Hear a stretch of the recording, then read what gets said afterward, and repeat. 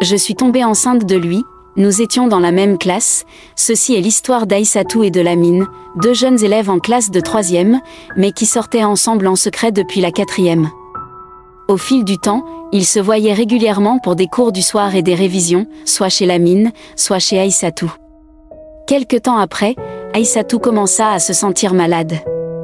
Elle força et partit à l'école, mais finit par s'évanouir. Sa mère, suspicieuse, ne voulait pas croire aux symptômes de grossesse pourtant évidents de sa fille. Après une consultation, il s'avéra qu'Aïssatou était réellement tombée enceinte, sa mère, déçue pour la première fois, ne savait plus quoi penser, car, quoi qu'on puisse dire, Aïssatou était une fille travailleuse, studieuse, et ramenait toujours les meilleures notes à la maison. Ainsi, elle décida de rester à la maison, ne pouvant plus continuer ses études ni affronter le regard de ses professeurs et camarades de classe, bien qu'elle devait passer son examen cette année-là. Sa mère, déçue, l'ignorait souvent, la laissant seule après lui avoir préparé à manger avant d'aller vendre des poissons au marché. Aïssatou se sentait coupable, mais elle ne savait pas comment l'annoncer à sa mère. C'était un accident avec Lamine.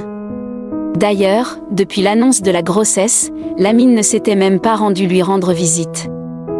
C'est ainsi qu'Aïssatou prit la décision de reprendre ses cours, peu importe le regard des autres, se disant qu'elle risquait de perdre cette année scolaire, pendant que celui qui avait causé la grossesse poursuivait ses cours comme si de rien n'était. Lamine refusa catégoriquement de reconnaître la grossesse d'Aïssatou. Cependant, cette dernière ne le força pas et continua de suivre ses cours. Après 7 à 8 mois de grossesse, les choses devinrent compliquées à l'école, car son ventre était devenu visible, même sous l'uniforme.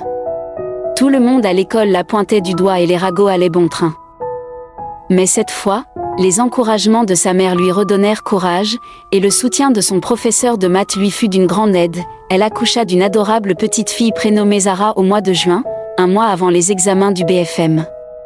De son côté, Lamine ne se sentait vraiment plus à l'aise dans la classe, mais personne ne savait qu'il était le père de l'enfant. Aïssatou réussit son examen, sortant 2e de son centre avec la mention très bien, tandis que Lamine était ajourné. Lamine reconnaîtra-t-il un jour la paternité de la petite Zara et prendra-t-il ses responsabilités? Fin de l'histoire.